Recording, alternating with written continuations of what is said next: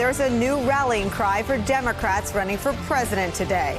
The future of women's reproductive freedom is facing its most significant legal assault in recent history. The state of Alabama moving to outlaw nearly all abortions in the state with the express purpose of passing a law designed to put Roe v. Wade back up for debate by the United States Supreme Court. This may be the moment that women feared when they poured into the streets on the day following Donald Trump's inauguration. This may be a crystallizing moment for the Democratic primary contenders when the fight becomes even more urgent than before. And this may be a moment when independent and swing voters start paying closer attention to the stark choice in the 2020 general election. The danger for Republicans and Donald Trump is clear, but unlikely to slow them. Access to legal abortions in at least some circumstances is still an issue, with 79% of the general public behind it. And Donald Trump can't win in 2020 without some of the women who voted for him last time pulling the lever for him again. The 2020 Democratic candidates came out forcefully today against the Alabama bill. Here are just a few of them. Let us all agree that women's health care is under attack, and we will not stand for it. We will not stand for it. They're trying to overturn Roe versus Wade. That's wrong, and we will fight back. I mean, do you think they'll succeed in this? We will fight back. It's nothing short of an attack on women's basic human rights and civil rights, and it's something that women of America are going to have to fight against with everything they've got. Our friend Joyce Vance, former U.S. attorney from Alabama, underscores in today's Washington Post that the Alabama bill is just the beginning. She writes this, quote, that draconian nature of the bill is its point because its sponsors aren't just looking to prohibit abortion in Alabama. They're looking for a clean vehicle to take to the U.S. Supreme Court. They want to overturn Roe v. Wade, supplanting it with something that makes state laws prohibiting abortion the law of the land. And that is where we start today with some of our favorite reporters and friends. Washington Post White House reporter Ashley Parker. Christina Greer is an associate professor of political science at Fordham University, and former U.S. attorney from the state of Alabama, Joyce Vance, the author of that very powerful op-ed, joins us. Joyce, let me start with you. First, just explain for our viewers what is in this Alabama bill. This is a very different bill, Nicole. It's one that makes it illegal for doctors to perform abortions at any time during a pregnancy. So it doesn't criminalize the woman's conduct. Rather, it makes it a felony for the doctor to perform the abortion.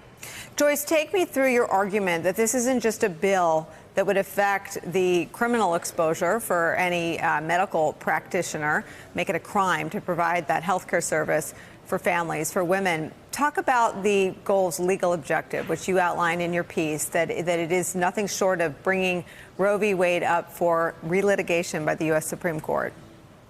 The House sponsor of this bill actually made the case for that herself, saying that the reason that the bill needed to move forward without any sort of an amendment that would protect victims of rape or incest was so that the issue of the personhood of the fetus could be squarely presented to the Supreme Court, giving them an opportunity to reverse Roe versus Wade. Ashley Parker, Donald Trump has landed on three sides of the abortion question over the course of his public life. But as a candidate for president, he staked out some of the most extreme positions on abortion, saying to my colleague Chris Matthews that he was for criminalizing abortion on the part of women, with a line in his State of the Union this year that he managed to underscore in a way that he doesn't usually manage to underscore any of his messages these days. Clearly, he sees his political future tied to the most draconian and severe abortion policies this country has seen in a very long time.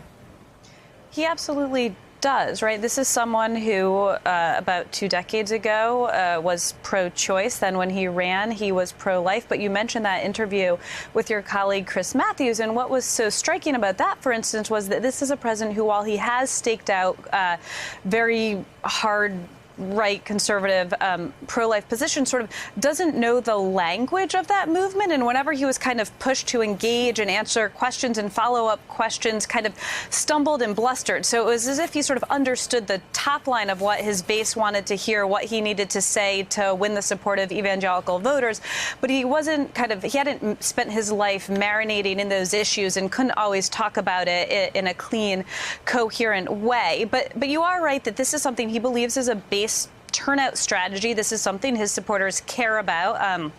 Evangelical voters voted for him overwhelmingly, and they were willing to overlook any number of other flaws about him, the language he used that they didn't like, the fact that he had been married 3 times, some of his other behavior and attitudes towards women, because of things like this, because of his views on life, because of the way he was going to sort of stack the Supreme Court. And now you have, in their mind, this perfect storm of a court that is ready potentially to take up a challenge, take up a case, and they hope overturn Roe v. Wade.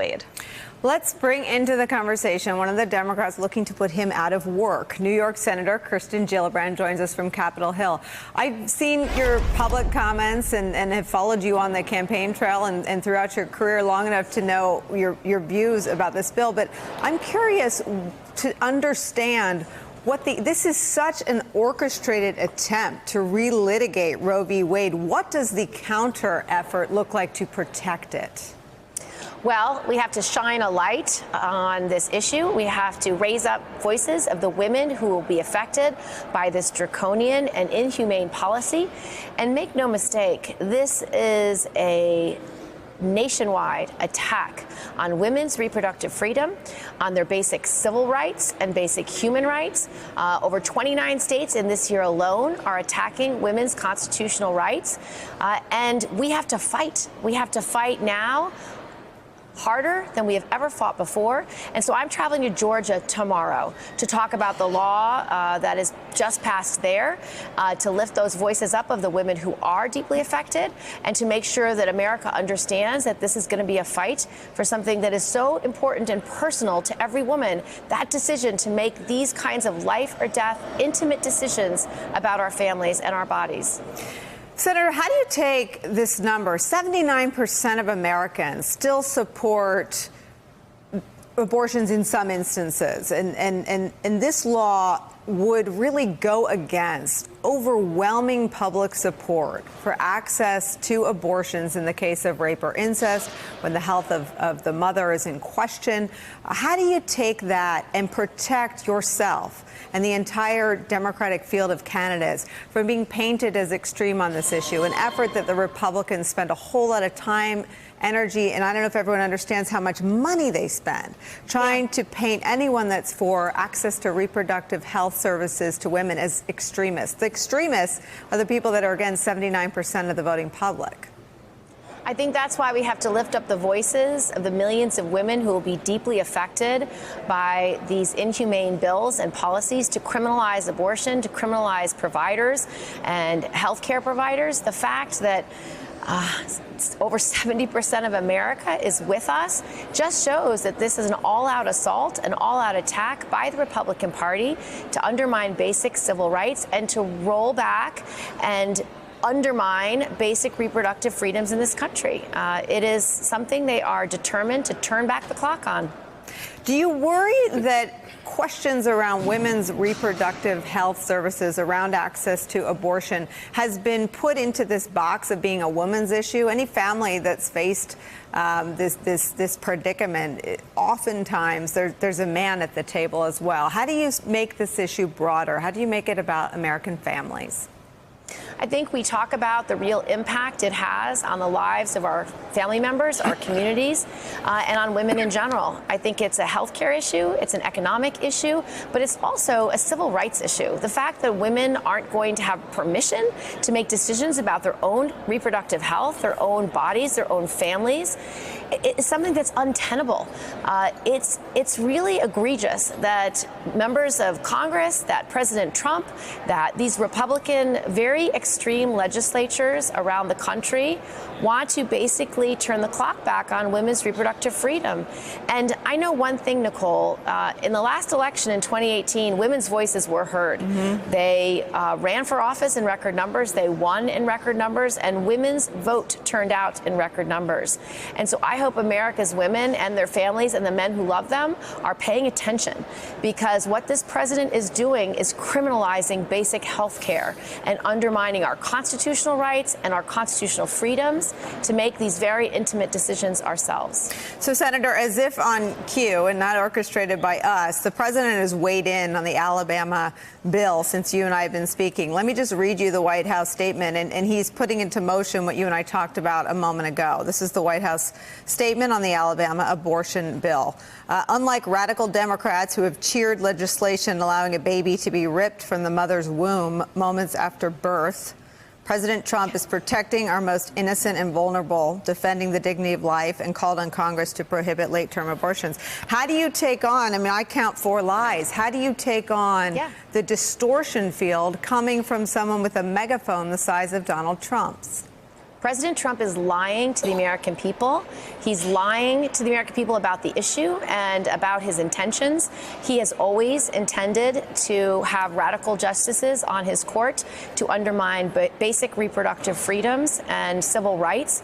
I think the American people need to not only listen to his words, but watch his deeds. He is someone who does not value women, and he certainly doesn't want to allow America's women to make decisions about their own families and bodies and health and well-being.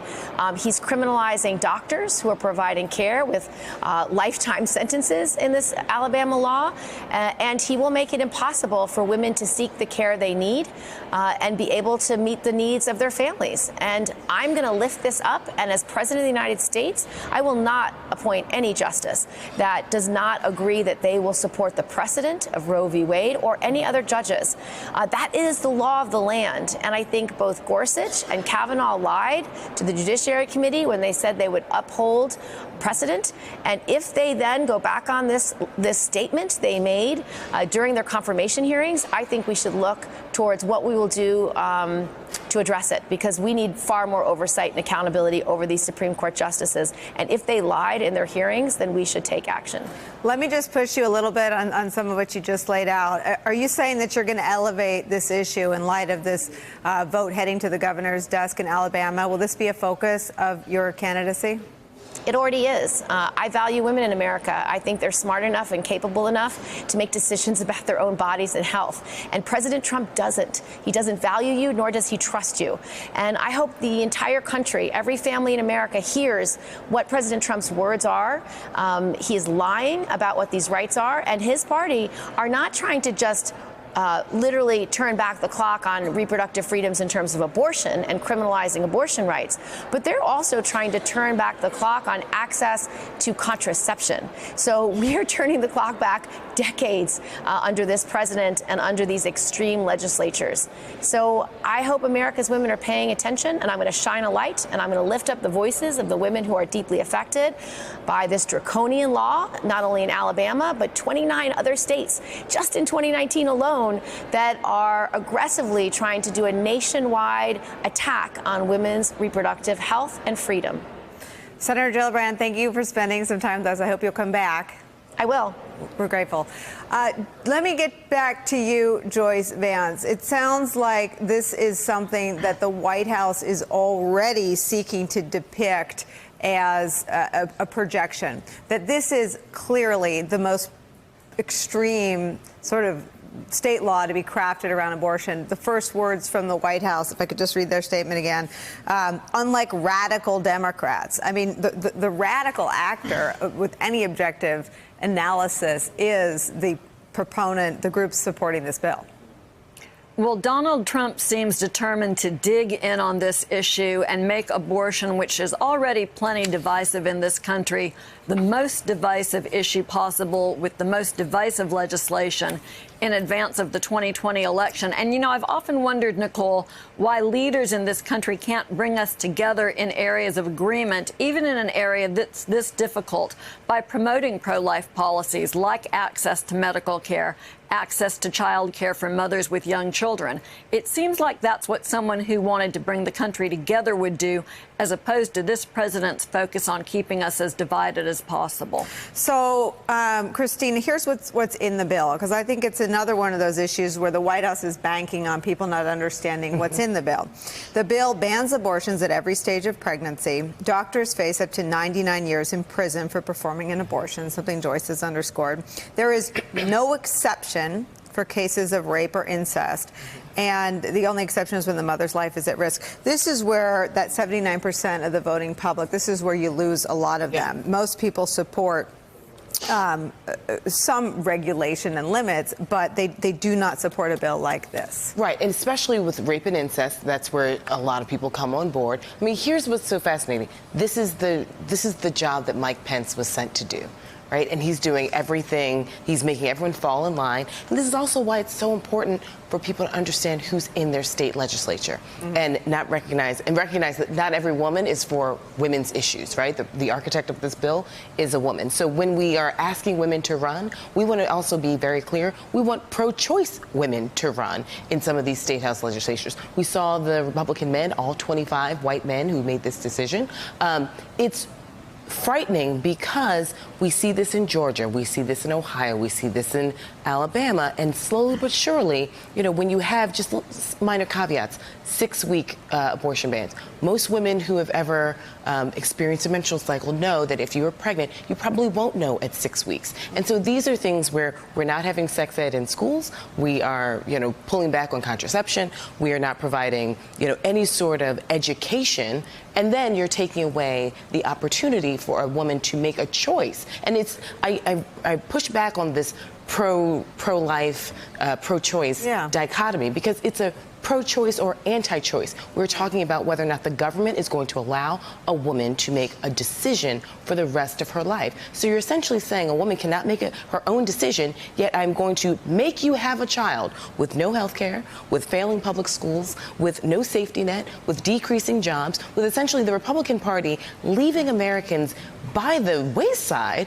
However, I'm going to make you have a child, and then I'm done with it, right? The heartbeat starts at the moment of inception. And so does that mean, and, you know, someone sort of tongue-in-cheek wrote about this, it's like, so does that mean that, you know, I can collect child support from someone at 6 weeks? Does that mean that I can, you know, register this person to vote? I mean, if you want to make it this draconian, let's walk all the way down the road together. And that's the piece that's not what the Republicans really want. What they want to do is control women's bodies, and they use other women to help draft legislation to do that.